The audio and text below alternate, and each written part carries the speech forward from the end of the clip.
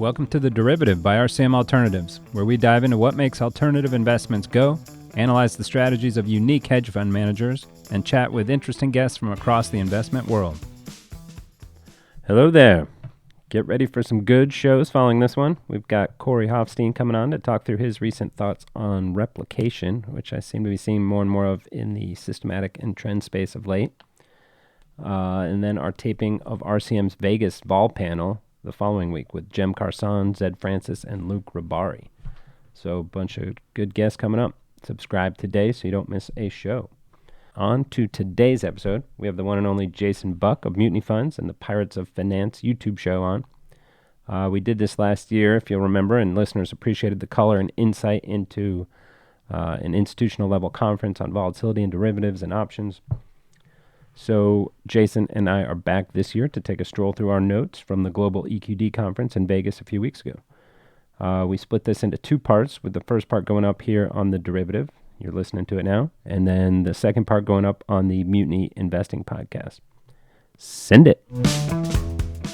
This episode is brought to you by RCM's VIX and Volatility Specialist and its Managed Futures Group. We've been helping investors access volatility traders like the ones we talk about in this episode for years, and can help you make sense of this volatile space. See what I did there? Check out the newly updated VIX and Vol white paper at rcmalts.com under the education menu, then white papers link. And now, back to the show.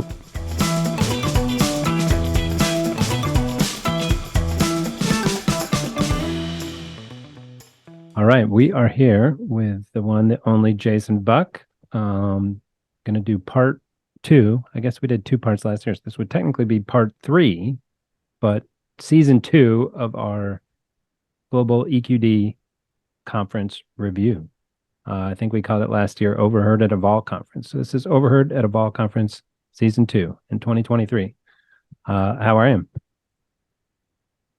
Couldn't be better, Jeff. It was throwing me off hearing you on a microphone instead of the way we're normally talking to each other. So exactly, hearing your deep baritone on the mic was throwing me off for a second. And as we both know in this podcasting world of like, you have to put on the show. Show must go on. Break a leg, even if you're not feeling the best. So I appreciate it. So let's jump right in. No, I liked what we did last year. Let's do a few minutes on Vegas. My hot take on Vegas this time around was inflation is real, and I'm seeing it in Vegas. The tables at the Wynn were $200 minimum. That's a big jump from back in the day. Maybe my brain is addled and I can't remember. I'm thinking there was a linear jump between 15 years ago and last year, but right, $200 minimums at the Wynn. That was pretty substantial. Yeah, during the day, did you hear anything like $50 minimums, or did you see any of that? Because I mean, typically, the Wynn's going to be higher no matter what. But I remember when we were walking around, you pointed that out. I was staying across the street at the Resorts World, which is a good trick for anybody. That new Resorts World by Hilton is actually nicely, newly refurbished place. I guess they're really pushing to get like a lot of the DJs and parties there. But other than that, like the rooms were refurbished and new, and it was obviously a lot cheaper and just being across the street from the Wynn. And then they have a mall inside there that was, it's kind of analogous to maybe the Aria Mall or stuff like that. It was pretty interesting. But like you said, yeah, I think even walking around there, I want to say I saw like $25 to $50 minimums. So maybe that's where I saw the $50 minimums. And so, like, to your point, it's inflation. The other thing was that I guess I should have been prepared. I didn't realize we were going to Vegas, or it didn't register with me. But all of a sudden, like, it's like explosion of people by the pool and all that stuff during summertime. And so that's always highly distracting. It's very awkward to go. Everybody's in suits going to all these events, and then meanwhile you're just walking by all these people in their pool attire walking through the casinos as well. Did you see that article this week on Vegas blackjack revenues are up $1 billion because most, like 70% of them, have switched the blackjack odds to 6 to 5 instead of 3 to 2. Right. Wow. So most people are like, oh, that's about roughly the same, but roughly the same and the same is not the same. So yeah, and a lot of me thinks that also has to do with the they have all these little side bets now, right? Of like, you can bet on your two cards plus the dealer's card that's up, all that kind of stuff. So I'm sure that just has super edge. And then concerning to me, yeah, go ahead. Sorry. Go ahead. I was gonna say what's concerning to me is, like, I've been to a couple more, I think, like finance events at at the win since last year. And what's concerning me is how well I'm able to start navigating the win. Like that's not something I do not want to be well versed in, is like how to get around like a casino in Vegas. And to me, you get way more exercise than you think, right? So you stayed across the street, I stayed across the street the other way at the Palazzo. It's a good mile from my room until you get into the conference area of the Wynn. Right? Like a quarter mile getting out of your hotel, half a mile across, quarter mile in the hotel. Anyway, And then always the bathroom breaks and everything. So did you look at your phone? I if I recall correctly, I was getting just over 15,000 steps in a day, which, and where, like you said, meanwhile sitting in conference rooms for most of the day. yeah, I didn't look, but yeah, I would assume it was that. My rings were closed on my watch, so. And then my last bit on Vegasness is just I played a little bit of blackjack. The corollary between gamblers and investors has never been stronger, right? I just saw in my limited time, you get a guy who comes up and just wants to, right? He buys in for $900, plays 3 hands of $300 and leaves. You get the very conservative person who puts in 250 and plays $50 a hand for 4 hours.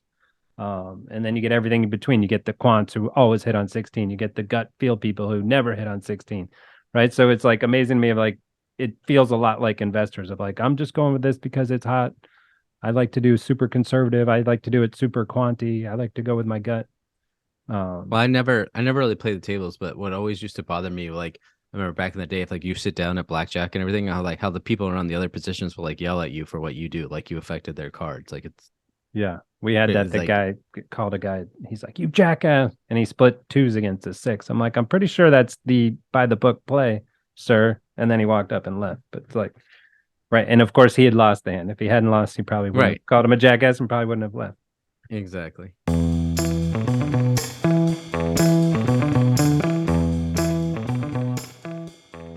All right, on to the conference. So part of there were some invitation only things with some investors. We're not going to get into that. The first panel we saw was similar to last year's, where they had the guy was a little more interesting last year to me because there was talking commodities and inflation and trend, right? When all the commodities were rocking higher. This had a similar tone, but it was on greenflation and the energy transition, which the guy touched on last year, but that was more broad based. This was specifically about greenflation. So you got any quick takeaways, or you want me to roll with that one first? No, I got some notes on that, but before we even get to that, Oh, you're sorry. skipping the night before. RCM Yes, sure. Alternatives did a panel discussion with some vol experts. So yeah, you want to talk about that a little bit? Like, who did you have on the panel? I do, except that's going to be its whole own podcast. So tune in on this channel later for that excellent Well, panel. gave you a Was nice preview. exactly Jem Carson of Kai Volatility, Zed Francis of Convexitas, and Luke Rabari of Equity Armor, and myself hosting them. So yeah, that was a lively conversation.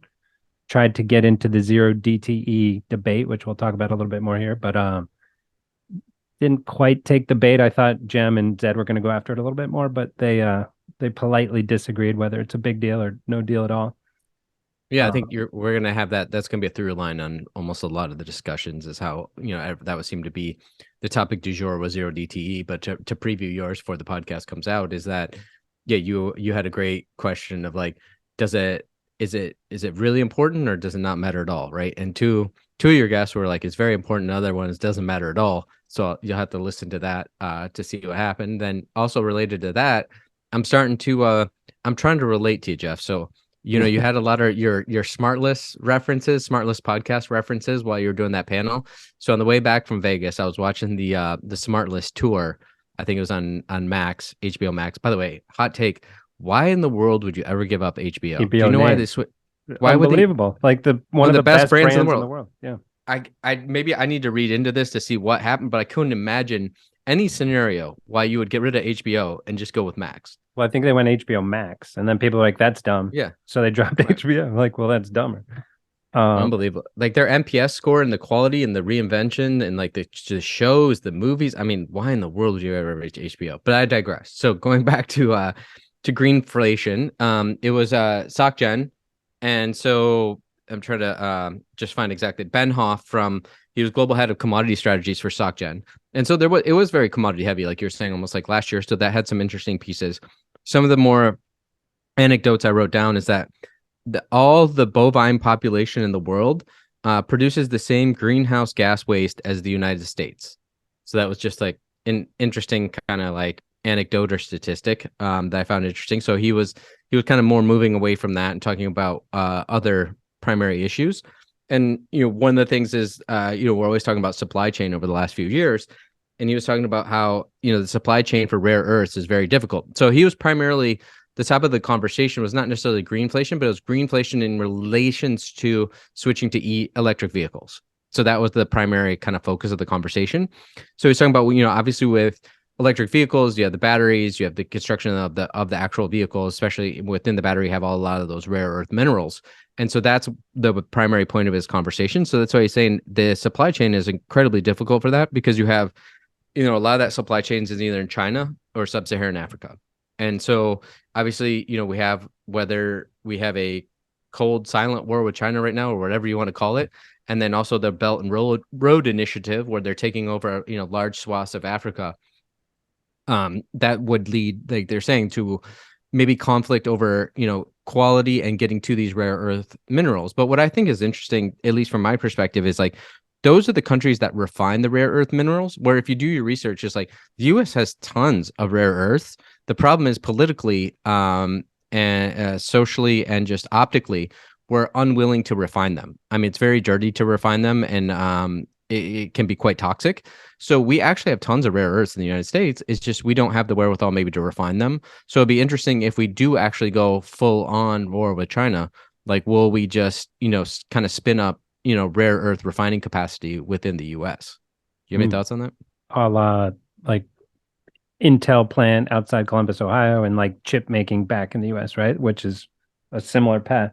I To your point, I liked he was basically making the point that agriculture isn't as big of a deal as everyone's making it out to be, right? Of like, he had a pie chart, it was 15%ish or something, where transportation was really the big, huge piece of that pie chart. And I also appreciate when I hear smart people in that space, it drives me crazy. I've corrected my kids. I'm trying to correct their friends. When you drive by a wind farm and they call them windmills, like there's nothing being milled there. It's not a windmill. It maybe looks like a windmill in your children's books, but it's a wind turbine. So one of the interesting charts he had up there of what 100 megawatt wind farm, which I looked up, is about 60 to 70 turbines. It is 30,000 tons of iron ore, 50,000 tons of concrete, 900 tons of plastic, and 150 tons of copper for offshore, 50 tons for onshore. And then he had that interesting stat that was like 70% of the copper is actually not in the turbine itself, but connecting all the turbines to get all the energy from each of the turbines into the grid or whatnot. So I found that super interesting on that panel. And then I'll just go on my other. We call them bird swatters instead of windmills, like just bird like swatters. And a shameless plug from 3 years ago, I had Dr. Jeff Masters, who's of Weather Underground, on the pod, and asked him the question of like, if we have all those wind farms and they're converting wind into energy, doesn't that have some effect downstream, right? Or is there less wind, right? Say they were all on the California coast, would no wind get to the wind farms in Nebraska and whatnot? Which he was saying, he agreed, like, yes, it's taking energy out of the equation. So that's always like a big picture philosophical weirdness to me of like, okay, what do we really know what's happening in the world if we're taking all this wind energy, solar energy, geothermal, wave energy out of the equation? Like, what's the other step that happens on there? I don't know. When you also have the transmission, right? Like, it doesn't matter if you have hydro, wind, solar, you still have to distribute that across the system, and you could have hundreds or thousands of miles that you have to transmit that energy over, and that can be prohibitively costly as well. And then people go, well, eventually battery technology will catch up for us to be able to store and harness that better. It's like, now you're increasing the batteries as well. And I'll give you one of the other stats. Maybe you had this written down, so I don't want to front run you, but like, part of that, what goes into a battery, 1,000-pound lithium ion battery for an EV requires 25 pounds of lithium, 30 pounds of cobalt, 60 pounds of nickel, 90 pounds of copper, 110 pounds of graphite, and 400 pounds of steel, aluminum, and various plastic components. And we're supposed to go from Yeah, we're supposed to go from 11 million electric vehicles today, projected in 2030 to 145 million. So that's 13x growth. That's a lot of batteries. A lot of metals. Yeah. So that was his whole point of, right? That's why it's greenflation of as we move towards all this greener energy storage and transmission and generation, that's going to mean a lot more batteries. That's going to mean a lot more rare earth uh, items. He didn't quite get into the political, as you were touching on, right? Of like, yeah, that mostly all comes from China today. I hadn't read some of the stats you had of some of that is in the US. I just knew that Anyway. From reading. I'm just pulling that, out of my ass from reading about it over the years. Is like, we actually have plenty of rare earths. It's just optically it's difficult to refine them, and it is pretty toxic thing. So it's one of those things where we've offshore a lot of our toxic refining capacity, and we've honestly offshored a lot of our environmental degradation due to greenhouse gases, et cetera. Right? We offshore those to the third world, and then we complain that they don't adhere to our standards. So Exactly. it's a little bit of both there. But the one thing that I thought was interesting, though, that he, as a crowd of investors, traders, et cetera, and like you're saying, especially in commodities, is that many of these transition metals are spot markets, and they don't have liquid future markets. So that was kind of the topic of conversation. I'm not sure if you gave any answers or if you heard any of like, how do you trade? Like the what's your trade, right? Like if you see this 13x growth in EVs and you believe in that, and you believe all the batteries and what goes into them, and where we're headed. If you don't have liquid futures markets, you can't trade spot markets. And then maybe you could then go to resource equities, but then now you have secondary and tertiary effects of like, who are the people running these companies? What's their debt load? All those sorts of things that could go wrong making those bets. Yeah, for sure. You want to own commodities, not commodity companies that come with all their hair. But I think the answer there is practically copper, right? Copper, deep liquid market, futures market. You have basis risk there, obviously. I don't know. At some point, he may have mentioned you would switch over from copper to some other metal if it became prohibitively expensive, right? If it was 50x the price or something. Yeah, but generally speaking, I agree with you. Like, yeah, he's trying to scare investors, saying here is greenflation is coming big time. You need to prepare. Here's where it's all going to reflect is in the metals. But I agree that wasn't answered or even questioned by the audience of like, okay, what's the trade? How do I trade it? Well, yeah, that's like you said, without the futures markets, it makes it difficult.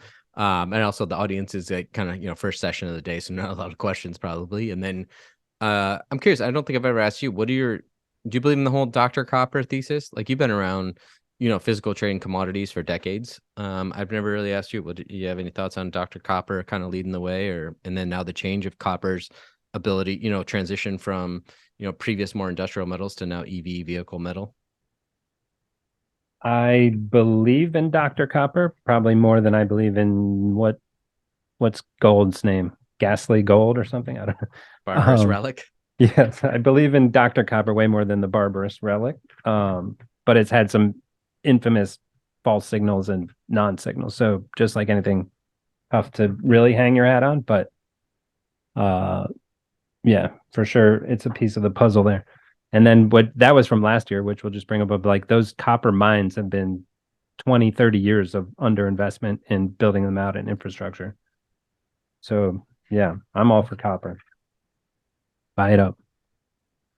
And as you mentioned it, how do you get access to these other metals? I'm going to jump ahead to the third panel of the day was a guy from AILA Indices. I'm going to switch over and tell you what panel that was. Brandon Yao. Oh, from the carbon commodities. Yeah, he didn't really talk about carbon, but part of his was like, hey, if you want to get cobalt and lithium and there's no liquid futures market, how do you do it? And his group had created these indices which basically do different percentages of the liquid markets to mirror and mimic the illiquid markets. So a bunch of trouble there, in my opinion, right? Of like, well, it worked in the back test, it worked in historically. How do we know it will work moving forward? There's basis risk, there's correlation risk, there's dynamic risk. Like if they have that model, it has to dynamically adjust. But anyway, that's I think part of what investors are doing of like, okay, cool, I get it, but how do I trade cobalt? Oh, well, you just trade 60% copper futures and 40% gold futures or platinum futures or whatever. and This and hold your nose and pretend you're getting cobalt. Yeah. Yeah, this sounds almost like a DBMF or like kind of replication. But also, I'm curious for you. This made me think about you guys work with a lot of like Chinese commodity traders, et cetera. Like, is that an access point really to, because the Chinese markets have much more nuanced or maybe more illiquid markets that we really don't see too much coming out of like London or Chicago. Would Yeah, they that be a way definitely have to access those? rebar, so Right. concrete, and they have I can't remember the name, but some plastic nickel. So for sure, the trick is, and we'll try and be short on this, but basically the trick is they've opened up 11 of those markets, I believe, to outside money, except none of the onshore futures brokers will take US customers.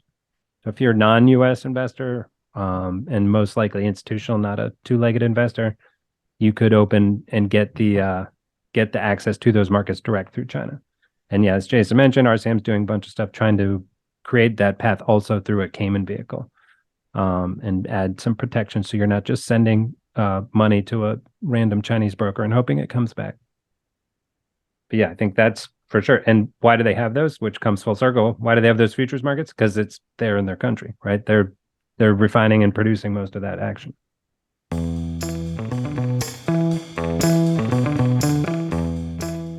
All right.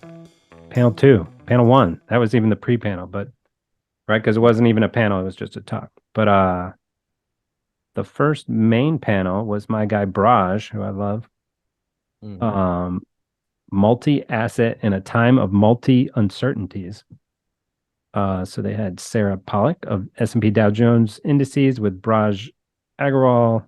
The Goldman Sachs lady wasn't there, right? She was on the agenda, but she wasn't up there.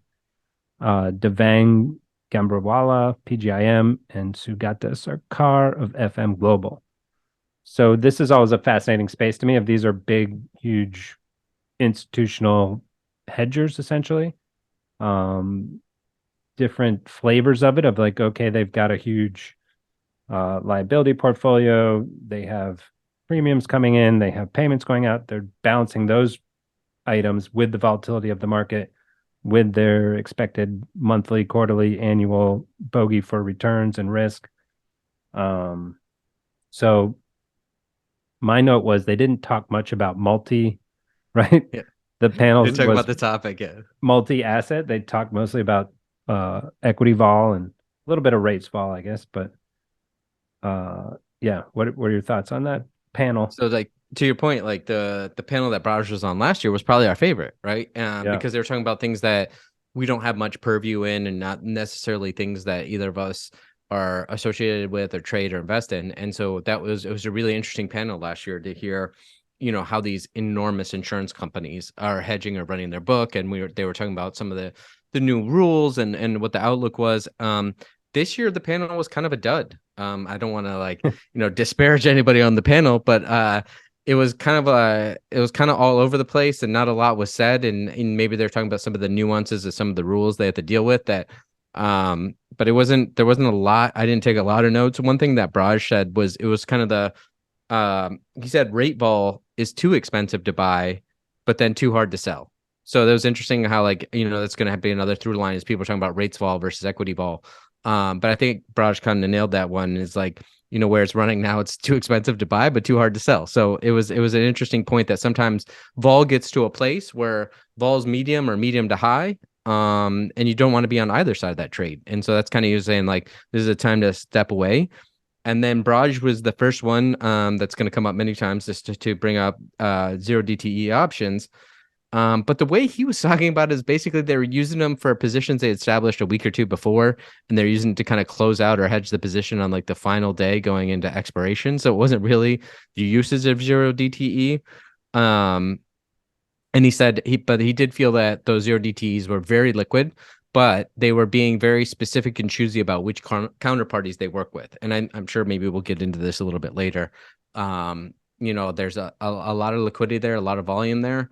And things seem to be fairly equally weighted and benign, but as soon as things start to break, you're going to be very concerned, I guess, about who the counterparty is, and how that can create a cascade of consequences, even if you are on a listed exchange. Yeah, and for sure, I think that was the first. consume nearly as much content as you do, so you may have heard someone else, but that was the first time I've heard an institutional investor actually say the words out loud of like, yeah, I trade zero DTE. Right. We've all Yeah. been dancing around it of like, who's on this side, who's on that side? Is it all retail? Is it institutional? So that was the first time I've heard institutional say, yeah, here we are. And then his favorite thing I wrote down was him just complaining about some of the junior traders on execution desks. Right. And I guess they call and they say they get a mark, right? They say like, I need to Yeah. buy 50,000 options at whatever, and they give him a mark. And then he's saying these junior traders are calling back like, it moved, it's 3 points down. What do I do? He's like, relax. This is what it was like in the old days. I know you're used to zero realized vol. So he was having fun at their expense explaining that. And then on the rates vol Yeah, thing, that was yeah, a shout out. That was a shout out to you old school traders, right? That like you guys right. used to let them give a quote and then the market would move tremendously and you still had to fulfill that quote. So that's what he was kind of joking around about. And then on your rates vol point is a great point because we want to sit there and you talk to vol managers and right, okay, I get the model. When vol's low, you buy. When vol's high, you sell. As everything, not quite that simple. Right. In this case, they don't want to sell because they're scared it's high and could go higher. Um, and they don't want to buy because it's high and could go likely going to go much lower, right? It seems like it's peaked out, but with any type of vol, you never know how high it can go. It's like it's um convex to the upside, right? Yeah, and so the other part of that is like none of this is investing advice, but like the irony is that like a lot of times actually low vol environment is actually when you want to be selling vol, but that's scary as shit. If you Yeah, take like same thing 2017, flipped, yeah, right? Yeah. is like the implied to realized spread, like a 2017, like you crush it when you're selling vol, but like it's really hard to sell vol. It's in the single digits because it can just explode in your face, but those tend to be the richest times to be selling vol. So ironically, people want to sell it when it's higher. But like you said, if it's higher, you kind of expanded the distribution and it can still rip your face off. And then I believe these guys also got into a little bit of the liquidity and that you see the top of the order book in ES or something, right? And it shows there's not a very deep market, but they were saying they have no problem getting off huge size. So we've talked about that before on different pods, and right, what you see on the screen, especially in today's day and age, is not the true measure of the liquidity of the market because of algorithmic execution, because of people being smarter than just showing their whole hand on the screen. So I think a lot of that in the old days was handled by humans of not showing your whole hand. Maybe in the early days of being on screen, they showed a lot on the screen, and now it's kind of transitioned into this. I'll show it when I need to show it. But that was an interesting point that they have no problem getting their size done. Yeah, that was a consistent theme throughout the few days is like executional liquidity would seem to be just fine for most people. Next one was after a nice networking reception sponsored by MyX, the Spikes Futures guys. How are higher rates, regulation, and liquidity affecting insurance hedging programs? So, and maybe we can talk about this. I don't quite understand the difference between these guys and the previous panel. I think the previous panel, they're a little more uh, the traders in and around the right, the traders inside these things, where these people were more of the insurance people themselves. But I love this guy LT Grant of Protective Yeah. Life Insurance. He was kind of won the panel in my opinion. I couldn't help myself. The I so want to say this is why I think you're saying this because I may be misremembering it, but I think last year Braj was on the panel with Emmanuel, LT, and Fawn. Like, so that was yes, maybe part of it as well. Like LT, like you said, is a very straight talker, which is appreciative. yeah, and he had a great. I think we're going to show it here, but he had a great chart up explaining the whole insurance industry in terms of hedging. And then they went deep into the product side of it, right? Of the variable annuities, fixed index annuities. I don't know what it stands for, but RELA is a new type of annuity. They were saying there's tons of growth there, tons of growth in the FIAs. And kind of talking through, and they every time they talk through this, they talk through, oh, we have this legacy product, this annuity that was paying X. So it's interesting to me, right? Of like the whole concept, right? Is the insurance company has a bunch of money, premiums are coming in, but they have to grow that money in order to pay out future liabilities, right? So how do they do that? One way they do is sell annuities out there, and they get a fixed string of income coming in. And then these guys have to hedge the risk of that annuity, so it does blow up. So, lost my train of thought. Did you take a photo of that? I thought I took a photo of that chart, but apparently I didn't. Because yeah, like RELA was one of the ones I was talking about most. And now I can't even remember what the acronym stands for. We'll pull it up. We'll pull it up Other here than live. other than what I did write down is RELA equals selling puts to increase yield. But I want to know what the acronym stands for. It's probably going to sound the opposite of selling puts to increase yield. Registered index-linked annuities. So I just have like some anecdotes I wrote down, and one of them was from Fawn. He was saying that there's been record sales in the last like year plus in annuities, and you're saying the returns are getting up into the 12 to 14% range, which was kind of shocking to see how high they're kind of getting. One of the ones that Sonnen pointed out is that people have been switching from equity link to fixed income link. And so that's interesting. You're seeing across across asset classes or across vehicles. When we were talking to pensions and endowments lately, they're really focused on their LDI fixed income ladders than they are on equities anymore. And it sounded like Sonnen was saying, the insurance companies are switching their annuities from equity link to fixed income link to hopefully, I think they in theory would be to reduce vol, but we could argue if that reduces vol or not. Sorry, were you going to say something? Keep going. I think RELA is basically just linked to the index purely versus the fixed index annuities. They give you a floor. It's more of like a buffered note inside of there. So it has a floor, but then it also has a cap. So the RELA products would give you unlimited upside, going as high as the index will go. But you're selling puts to also juice that income a little bit. So no wonder they're going, all the upside, but that downside is going to be quite painful.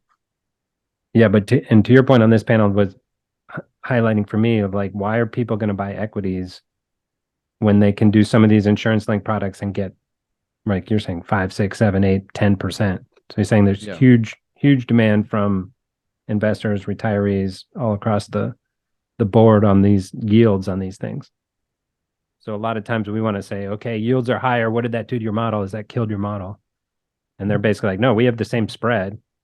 And now the investor gets higher yield. So they're flooding in. They want it way more.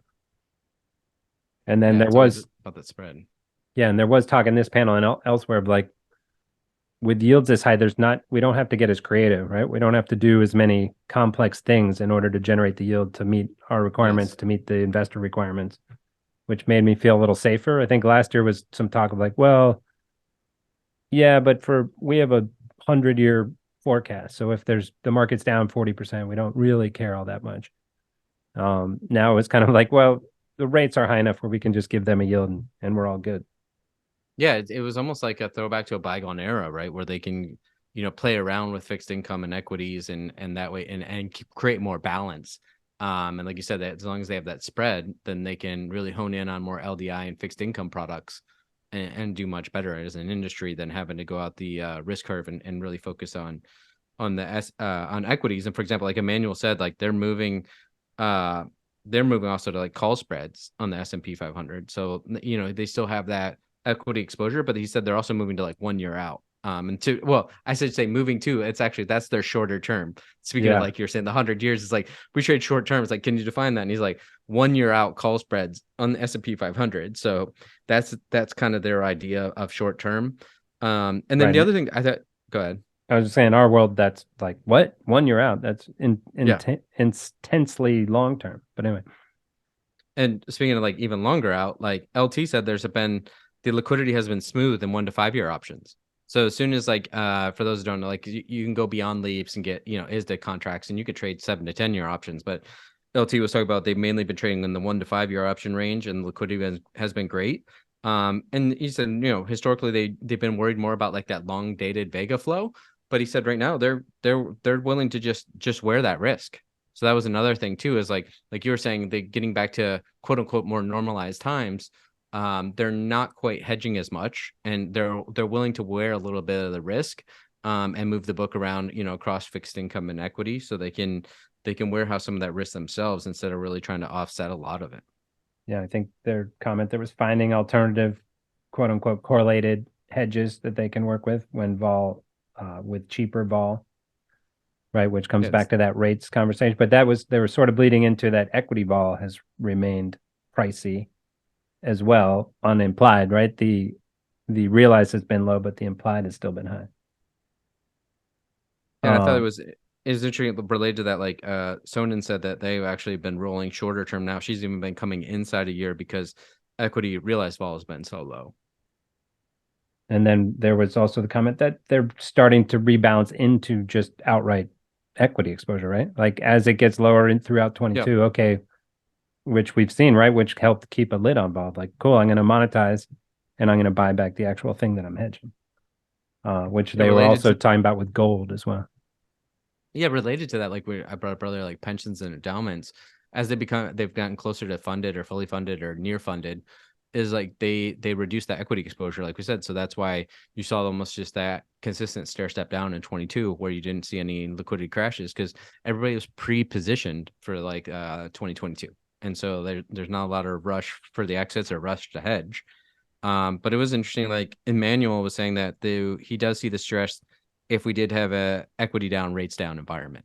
That's where That's right. we Yeah. could see some stress pick up. But also, this is just a total left field anecdote, but I thought it was still interesting. Is like as we move from LIBOR to SOFR, he said they've seen the liquidity picking up so quickly in SOFR that he thinks everything's just going to be just fine with that transition. Right. Just And kind I of had that down as well. Like they were saying, like it was just cool. Tuesday we're switching, and it just right it just switched over. There was shot up. like they Yeah. thought there'd be a little more pushback or trouble in the systems and whatnot. And even I find myself, right? Like I don't know if I knew exactly what SOFR was 2 years ago. And now I'm like just it's part of the normal lexicon, right? Like, oh, I'm SOFR plus two, SOFR plus. So yeah, Isn't that that was all of definitely finance? Like you yeah, I don't know what guess. anything Yeah. is, and then it becomes part of the lexicon, and you pretend like you're an expert in it. And then they did spend a couple minutes talking about how insurance didn't have the contagion effect of SVB and the regional banks and whatnot. And just talking through the sticky nature of basically their revenues, right? So you can't just move insurance companies like you can move banks on your phone, especially. So the sticky nature of the assets. But then also they were touting their own horn, but the long-term experience and risk controls and everything they do on a day-to-day basis much better. And we've seen the SVB congressional hearings and all that stuff of like, yeah, there wasn't a lot of sophistication there in terms of hedging the interest rates and whatnot. So that was an interesting side note too of like, hey, we watched it interestingly, but mainly what it was doing to rates fall and equity vol, not in terms of our assets are at risk or anything like that. Yeah, I think the same reason why we like these panels last year too is because it just gives us an entirely different perspective. Like they said, they allegedly use like 100-year time horizons, right? And they're building these huge books, and so like you're saying, like they're these large, enormous cargo ships, so they move very slowly and turn very slowly. But it was that's why it's always interesting because it's a dramatically different perspective to the things like we work on. I just had a little New Yorker cartoon pop in my head of like they're the cargo ship and there's like a little boat sinking. SVB guys like save me, save me. Oh, by the way, I want to get before we move on to the next one, I want to give shout out. That was moderated by Dan Corcoran at Volos, and I was telling Dan later, like his depth of knowledge on multiple subjects is incredibly solid, especially when they're really, the products they're creating at Volos are totally outside that realm of kind of like insurance linked products. So it was always fascinating to me, like where he can kind of cross over and run a conversation like that. Right. It was like how do you do that? You just plug right in and know this stuff. Yeah. Um, and then I did have one more note here. Sorry, that which echoed the previous panel of like, hey, no, we're fine with higher rates. These are allowing us to have uh, greater hedge budgets, right? Which you Yep. don't think of like, okay, I can spend more on premium now. Basically, I can spend more on my bleed because I'm getting more interest on the other side of the book. Um, Caps and participation rates. So also like, okay, now more people want to buy the annuities and whatnot. So I have more revenue coming in. I don't have to get creative, which we talked about. Well, that related to that, whether people want to agree or disagree is not the point. But like Warren Mosler, love him or hate him, when he talks about when the interest rates get raised, he calls it UBI for the rich, because now you Yeah. just have that more income, right? Like you said, it just normalizes, not normalized, that would be in quotes, things to like where people now are just moving over to fixed income, and right, because they just want that yield. And so he calls it, universal basic income for the rich, because they're the only one with assets that can actually capture that yield and actually increases their income. So whether that's insurance linked products or just having a large asset base as an individual. Never knew. But they seem to be doing fine with no rates either. So I don't know. Yeah. That's Well, you get both, right? You get the yeah. you get that you have enough wealth to accumulate assets and say equities that go up in the last few years, and then you also, on the other side of your book, then when rates go up, you got an income stream. Right. Park it. For sure there's a lot of that going on, right? Like if what age would you be where you're like, screw it, I'm just throwing this all in T-bills? Or right. Today, I don't know. Like I'm always like, I'm fascinated by LDI ladders, right? And attenuating them to your liabilities. Yeah, it's very fascinating. And plenty of people have done research where even, bonds have outperformed stocks over a multi-decade time horizon. So I don't know. It's always interesting. Almost like you should have some of that exposure in the cockroach. It's almost like we do.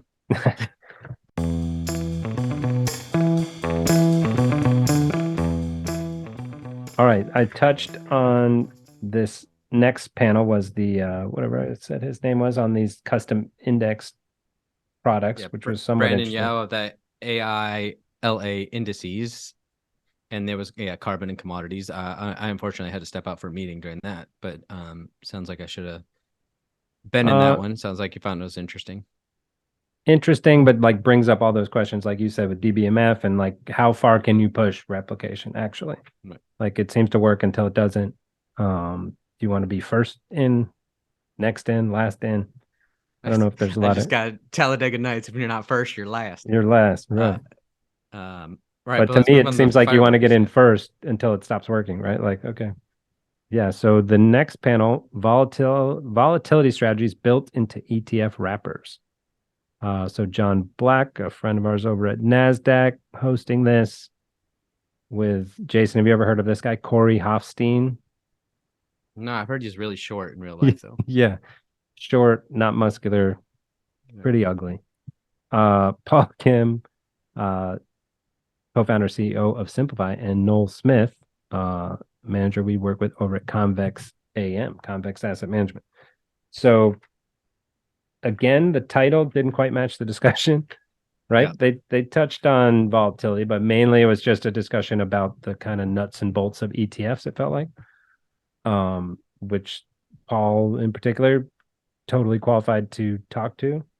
It was interesting. Noel was saying, hey, yeah, I'm not sure why I was on that panel. That's not really I don't run an ETF, but he more than held his own, in my opinion, with some good comments. And even though they weren't totally in the ETF realm. And then Corey, stuck to the volatility strategies, and then exactly. Corey and Paul stuck to the built-in ETF wrappers. Exactly. So like, right. Yeah. Right. You're supposed to blend them, not take them separately. And then Corey started off with his, probably you've heard it 17 times, joke about I run the Flirting with Models podcast, which the main comment is there's way too few flirting on here. There's no flirting on here. What's going on? As well as some other good jokes that I can't remember at this time. So yeah, fireworks, take it.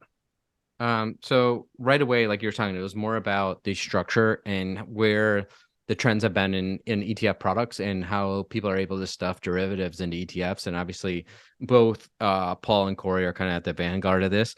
And Paul was talking about just to have a better regulatory environment than we've ever had for ETFs.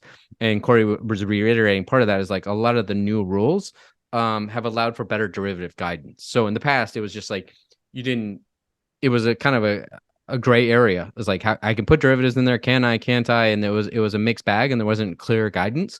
But now there's pretty clear guidance with the VAR rules and what can and can't be in there. And then the market makers, I think, is what I don't have it. Maybe I don't have notes on this, but like I think that the market makers have gotten better and better too. It's like as you have Wolverine, Virtue, Citadel, like their ability to make markets and more derivatives or exotic products has been unbelievably. They're creating tight spreads, everything. So everything dramatically improved with regulatory guidance, with better market makers.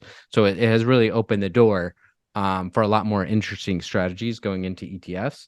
And Paul reiterated that by saying that he feels the exotic product trends are just beginning. He mentioned, one of the things there, I think, I can't remember if they're working on it, or he said he could see people working on, is like ensemble of QIS strategies, like, so, basically quantitative factor strategies are a way that could be put in there. But then, Corey was talking about other things too, about, Corey and I've talked about this many times privately as well, so I'm surprised I took notes on it, is that how many firms, like all the big firms, are copycatting product. I mean, you've seen this a million times. I mean, how many people have called you guys up too, or they're like, hey, you see this product over here? How can we replicate it but put this slight, twist on it, and then we'll launch our similar product? And this is why you have like 4 to 6 products come to market at the same time. They're essentially doing the same things. And so there's just like this red ocean of competition in ETFs right now. And so if a big firm wants to copycat your product, like, good luck to you. And so like Corey was talking about, is like, if you don't have a clear path, value add, value prop, and sales tech strategies, distribution, etc., to get to billions of dollars, you might just get copycatted out of existence. And it's incredibly tough environment. And then I'll maybe tee you up for the next section, is that Corey did mention that not every strategy is great for an ETF. So I'll start with the little caveat that, like, just because it's an ETF doesn't make it tax free. So that would maybe tee you up for maybe strategies that aren't perfectly suited for an ETF. I'm going to put that one on hold for a second. Okay. And just to your point, I had 3 things on Paul's comments. They were like, one, in terms of the leverage and the new rules, he was basically saying you could put as much leverage as you want. He's like, he couldn't see a scenario where someone would want more leverage than what the rules allow you to do. Right. So he's like 2x, 3x, all these things can totally fit inside the new rule. And then in your terms of what Corey's talking about, of like too small, I wrote down, if you're too small, you won't make it. If you're too big, you won't make it. Right. So you're too small, you can't get to scale, you can't get the distribution, you can't get the market makers to tighten the spread, you can't get all that going on, and you're not going to get a lot of assets. If you're too big, to your point, Vanguard, BlackRock, they're all going to see the strategy and try and copycat it, and then likely put you out of business because they're the big fish in the room. So that was interesting to me, of like, okay, if I'm trying to get into this business, then how do I do it? I have to come in right at Goldilocks and be right in that middle lane, but not get any bigger, not get any smaller. So, well, and as you and I both know, you have to be 20 million just to break even, probably get to 100 million to even be able to pay your staff. And so, like, it is a really, really tough business. By the way, they said about the regulatory environment being clear. I still don't understand the VAR rules. Like, it's clear like to them. You can, you can use like a 20-day look back for your VAR, or then you can't exceed a certain standard deviation of your reference index. But I'm like, what's your reference index? Is it you or your firm, or what you your get to make strategies it are? up. Yeah. Do you get to make it up? Like, it was still clear as mud to me as far as what the specific VAR rules are, especially if you had multiple trading strategies within a singular ETF.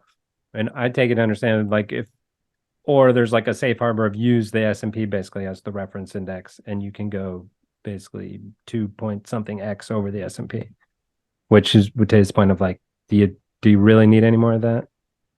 So yeah, could you use like a Bitcoin index and go? You just can't exceed 2.5x the VAR of a Bitcoin index.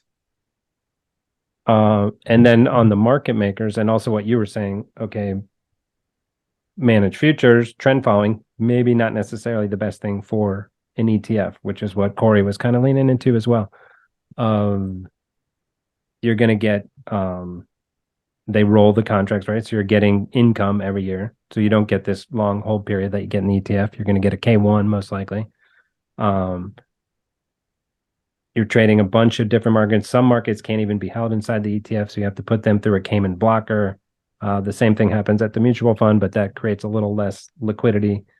And then what Paul touched on and touches in with this too, the more complex you get. So they were saying like, this is the new wave of ETFs. Everything's great. But at the same time, you want to say like, oh, I could do this and I could do that. I could put these QIS strategies. The more complex you get, the less ability of that market maker. And we were saying these guys have done great, but the more complex it is, the less ability they have to actually make a market. And so just imagine you have some super complex ETF, the market maker's like, I'm going to make it a 2% wide spread. You're not going to get the day trading volume. You're not going to get the volume in there because no one wants to pay 2% going in, 2% going out.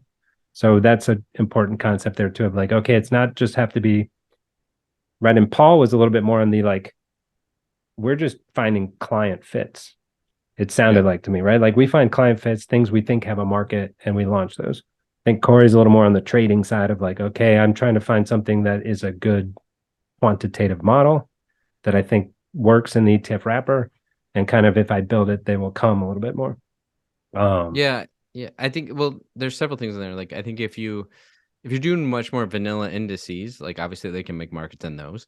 And then if you're doing pretty vanilla options, they're getting much better at making markets in those. But like you said, if you start talking about commodities going long short and using any of the implicit leverage or margin there, you have to put it in the Cayman blocker. As soon as you put it in the Cayman blocker, they can't really make a market on that, which is going to increase your spread. And I think Paul may be hinting at that, what you're saying. And I've talked to Paul and Mike Green about this, is like, I've actually kind of come around to is like, if you stuffed it with a lot of product and a lot of more exotic products and a lot of things that are, um, you know, more complex, is I'm not sure that spread is necessarily a terrible thing. If people want to trade in and out, that spread's a terrible thing.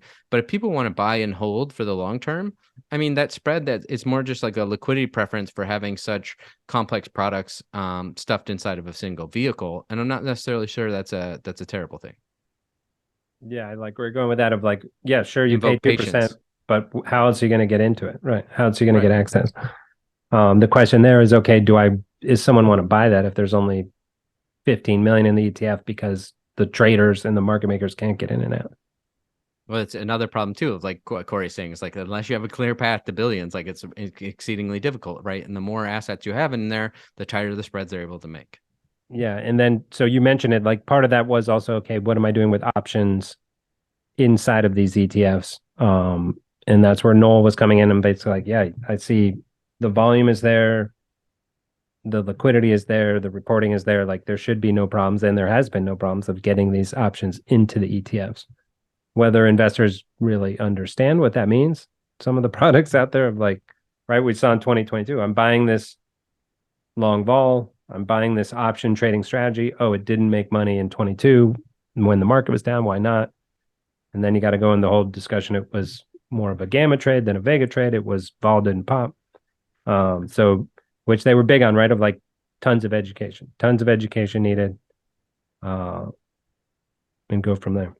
Yeah, I think that issue with like caveat emptor, is like everybody always brings that up, but I'm not sure how many people dig into any ETF. I mean, there's so many what you would consider rather vanilla ETFs or like a sector ETF, and then you don't realize like you have like Chinese exposure in there or whatever. Like because nobody does the due diligence to actually do a look through of what's in the ETF, and like everybody always references like they get the cabbie or whatever. There's like I got our Uber driver. I have a great stock for you, the XIV. Like Yeah. and like didn't like realize, but like. So that's kind of always going to happen. So it's not as concerning for me. But and then like you referenced, Noel was another one that brought us right back to zero DTE, right? And Zol said Noel was saying it's not scary. Trades every day. He does think it mutes like the close to close vol, right? And you're not really noticing the intraday volatility. So he didn't see any systemic risk. But Paul kind of fired right back with he sees a potential for systemic air gaps. So you might not call that systemic risk, but if everybody's kind of on one side of a trade or it's not quite evenly balanced, you can see some air gap systemically across zero DTE. But then the question is, does an issue or blow up in zero DTE, does that have a systemic risk to the entire financial system? Those are two totally separate things. Right. So they're kind of, talking past each other in a way. Noel was coming back mentioning XIV and be like, the products are much better structured these days, much more risk control. Everyone in the game, including the market makers, including the sponsors, including the trading advisor who came up with the model, is much more in tune to the actual risk there. We're bringing up how XIV was structured poorly, had basically a floor that if it went below, everyone knew it was going to get blown out. So there was also there's ways to ask questions at the end via the app or via QR code on screen. And one of the people asked Paul about Bitcoin, is there going to be a Bitcoin spot index? And he said there'll probably be no spot BTT index for a while. And he just said, until we get once again clear guidance, whether it's a commodity, security, etc. He doesn't see anything in the near future for a spot BTC ETF. And then one of the last comments Paul made as they were talking about how to, grow these firms or, be a new entrant into ETFs, like you're saying, too small or too big, is that brands matter in asset management. And so you're just speaking my language. yeah, And so it's interesting how like people don't realize, like, yeah, most even finance is branding, right? Whether we want to talk about a Vanguard, a Morgan Stanley, Charles Schwab, like a lot of it is branding, and that I think Simplify is doing a great job with their branding for what they're trying to put out. But then also, weren't they saying, I can't remember who said this, but I think there was some talk about it used to be first mover advantage, right? Like, okay, I got an idea, I got the ticker, I launched the ETF, I got most of the assets, and then hopefully I survived like the copycat scenario was the patent. He's like, now it's become a lot more sophisticated, and it's how is your model going to do? Do you have the branding that matches the model? Do you have the education that matches the model? Do you have the commentary, monthly comment, everything, all those pieces? Does that match what the model's doing? Is the model easily understood by the investor where they want to put more money into it? So that was interesting. Just like tickers, I think someone said up there, like tickers don't matter anymore, right? It used to be like, oh, I've got the tail ticker or the puff ticker. I threw out 2 of Meb's tickers, but I'm sure there's other good ones, right? Of Simplify, the CTA ticker for managed futures. Like, I still think it matters personally, but that was interesting to hear them say, like, it's from here on out, it's going to be more Morningstar based, of like, hey, there's 3 managed futures ETFs, and you're going to pick the one who's performed best, or who has the lowest risk, or has the risk that matches best with you, or it's going to come down to investor appetite, and like, how does that match with what you're actually trying to do? Well, that's why they're preaching to the choir there, because that's what Yeah. we're saying too. It's like, you obviously, if you can get a great ticker, get it, and there's some great ones out there like that are already taken.